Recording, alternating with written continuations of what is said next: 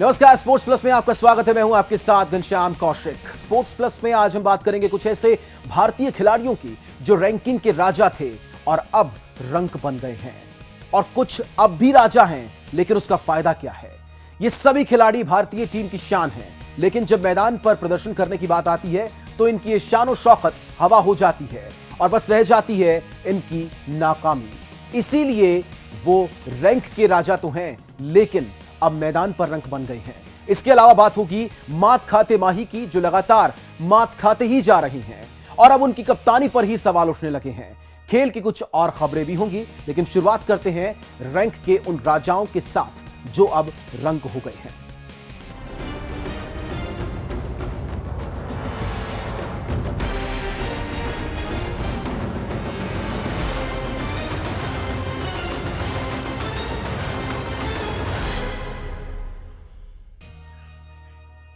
Bharat England के साथ जारी टेस्ट सीरीज में 1-2 से पीछे हो गया है। ज्यादा वो आखिरी टेस्ट जीतकर सीरीज को बराबर कर सकता है, लेकिन सीरीज में एक समय 1-0 की बढ़त हासिल किए भारत की यह खराब स्थिति अपने उन राजाओं की बदौलत ही आई है जो अब पूरी तरह से रंक बन चुके हैं।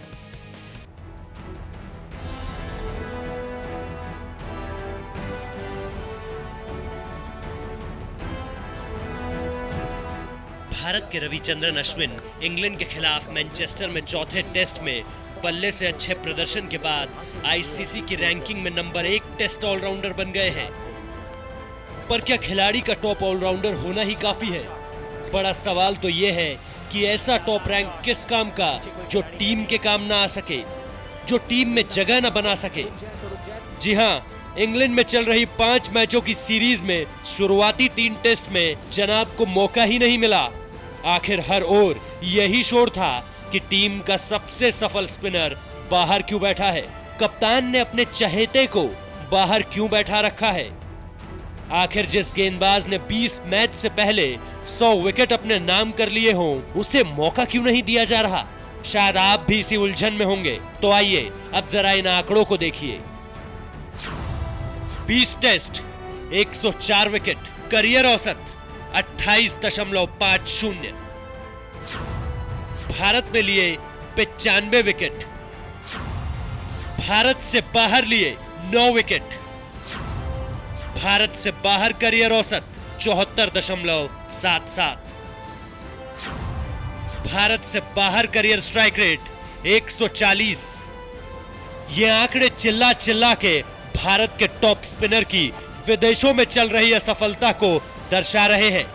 ऐसे में कौन चाहेगा कि अश्विन भारत से बाहर खेले जाने वाले टेस्ट मैचों में टीम का हिस्सा हो।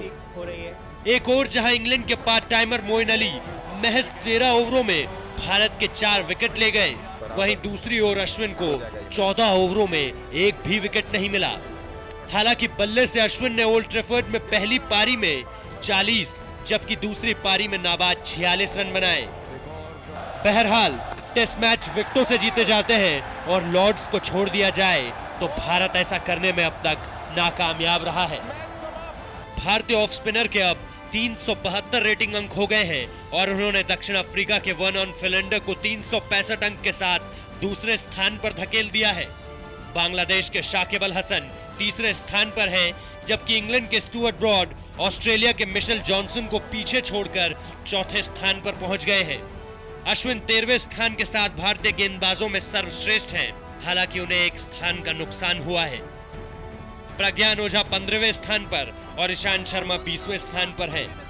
ऐसे में सवाल उठना तय है कि ऐसे ऑलराउंडर का टीम में होना कितना सही है, या इस बात की कितनी खुशी मनाई जाए कि दुनिया का नंबर 1 ऑलराउंडर भारतीय टीम का हिस्सा है और टीम इंग्लैंड के खिलाफ 5वें और आखिरी टेस्ट में सीरीज को बचाने के लिए उतर रही है।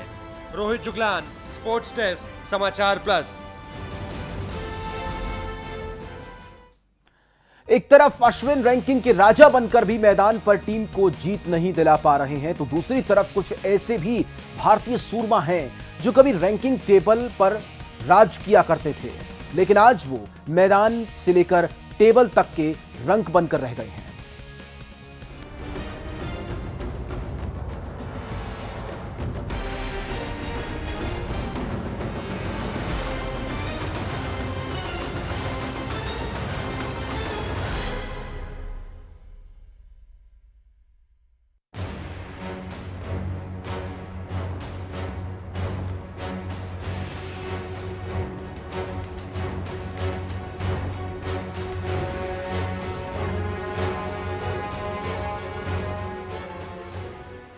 आईसीसी ने इस महीने की टॉप 10 बल्लेबाजों की लिस्ट निकाली तो सबकी नजरों पर जो पहला नाम आया वो स्वाभाविक था।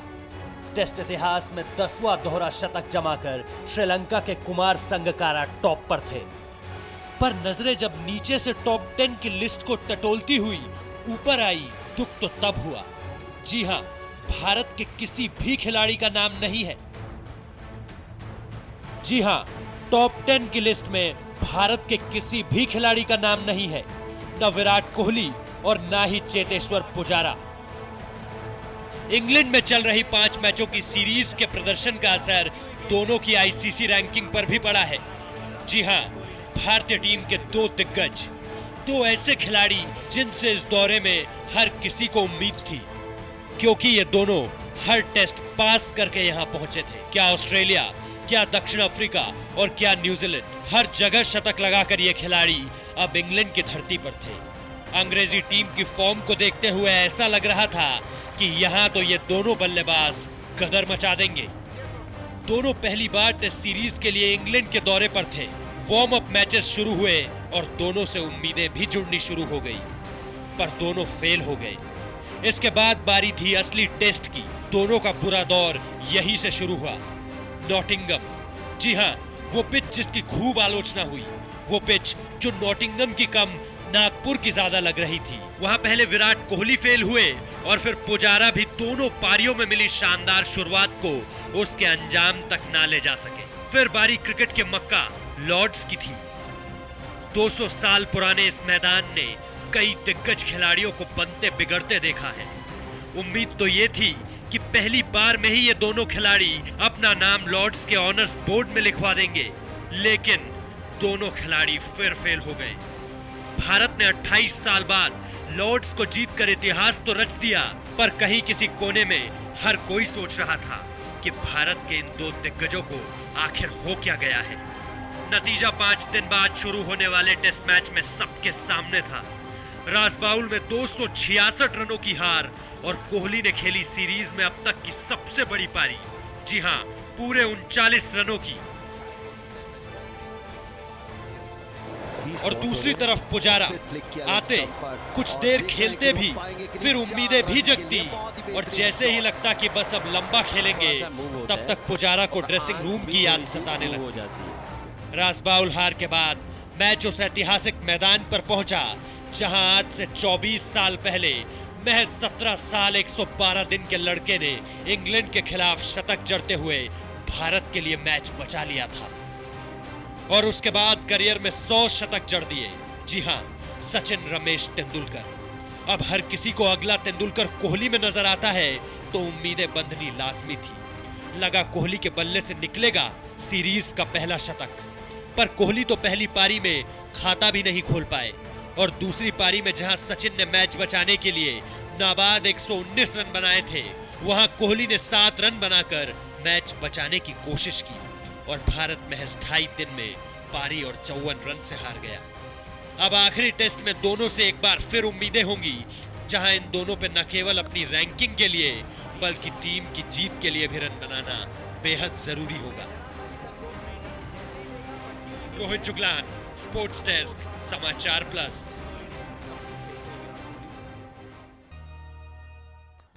तो भारत ने सीरीज में दूसरा टेस्ट जीतकर 1-0 की बढ़त तो बना ली थी। ये सब उन खिलाड़ियों की बदौलत हुआ था जो प्रदर्शन कर रहे थे, लेकिन उनका क्या होगा जो अब तक पूरी सीरीज में मैदान पर कुछ नहीं कर पाए हैं। उनकी यही नाकामी बाद में रॉसबॉल और ओल्ड ट्रैफर्ड में हार का कारण बनी। टीम इंडिया के यही फ्लॉप शो के स्टार रैंकिंग के मैदान पर भी फ्लॉप ही साबित हुए हैं।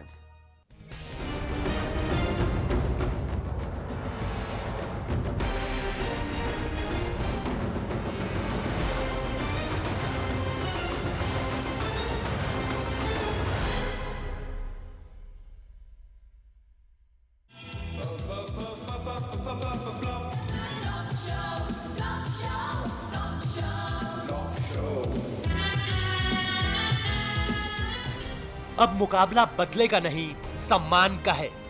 लगातार 5वीं सीरीज विदेशी जमीन पर दांव पे लगी हुई है। धोनी की टेस्ट कप्तानी सवालों के घेरे में है। और जिस तरह से अब तक टीम इंडिया ने खेल दिखाया है, ओवल में शुरू हो रहे 5वें और आखिरी टेस्ट में टीम की नैया कौन पार कराएगा, इसका जवाब भी अब तक किसी के पास नहीं है। इस सीरीज में टीम की सबसे बड़ी परेशानी टॉप बल्लेबाजों का नाकाम होना है। धवन से लेकर गंभीर और कोहली से लेकर पुजारा, हर कोई इनसे शानदार प्रदर्शन की उम्मीद कर रहा था। कोहली और पुजारा तो शानदार फॉर्म में भी थे, लेकिन अंग्रेजी धरती पर कदम रखते ही न जाने किसकी नजर लग गई। न वार्म अप मैचेस में रन बने और ना ही अब तक खेले गए 4 टेस्ट मैचों में। शुरुआत से बात करें तो धवन को शुरू के 3 मैचों में मौका दिया गया था, पर गब्बर तो गब्बर है, सिर्फ गरजते हैं, बरसते नहीं। शतक तो दूर, भारतीय टीम को वो इस सीरीज में एक शुरुआती अर्धशतकीय साझेदारी भी नहीं दे सके। नतीजा, राजबाउल टेस्ट के बाद धवन को बाहर किया गया और गंभीर को टीम में जगह दी गई, लेकिन खिलाड़ी बदलने से मैच का नतीजा बदल जाएगा, ये सोचना सबका गलत साबित हुआ। परेशानी सिर्फ ओपनिंग तक ही सीमित रहती तो शायद नतीजा ये ना होता। असली कहानी तो यहां से शुरू होती है। जी हां, इसके बाद जिन 2 बल्लेबाजों की बारी आती है वो इस युवा टीम के 2 बड़े सितारे हैं। एक को टीम इंडिया की नई दीवार कहा जाता है तो दूसरे में सबको सचिन का अक्स दिखाई देता है, लेकिन सोच और सच में फर्क होता है। बस इंग्लैंड में यही फर्क देखने को मिल रहा है। पुजारा को हर मुकाबले में शुरुआत मिल रही है, लेकिन वो किसी भी शुरुआत को शानदार अंजाम तक पहुंचाने में नाकाम रहे हैं। वहीं दूसरी ओर सबको उम्मीदें थी कि कोहली सीरीज में कम से कम 2 शतक तो लगाएंगे, पर शतक तो दूर की बात हो गई है। अब तो शुरुआत में कोहली एंडरसन से पार पा जाए, यही काफी है। एंडरसन कोहली को अब तक सीरीज में 4 बार पवेलियन भेज चुके हैं। इसके बाद बारी आती है सुपर ऑलराउंडर रविंद्र जाडेजा की। 7वां स्थान बल्लेबाजी के लिए हमेशा से अहम रहा है। इस स्थान पर ऐसे बल्लेबाजों ने खेला है जो एक सेशन में मैच पलटने का दम रखते हैं, चाहे ऑस्ट्रेलिया के एडम गिलक्रिस्ट हो, दक्षिण अफ्रीका के मार्क बाउचर या फिर न्यूजीलैंड के ब्रेंडन मैकलम। ऐसे में जाडेजा ना तो गेंद से दम दिखा रहे हैं और ना ही बल्ले से कुछ खास कर पा रहे हैं। साफ है कि बल्लेबाजों की नाकामयाबी की ये कहानी जब तक खत्म नहीं होगी, ओवल में सीरीज को बराबरी पर खत्म कर पाने का सपना सपना ही रह जाएगा। रोहित जुगलान, स्पोर्ट्स डेस्क, समाचार प्लस।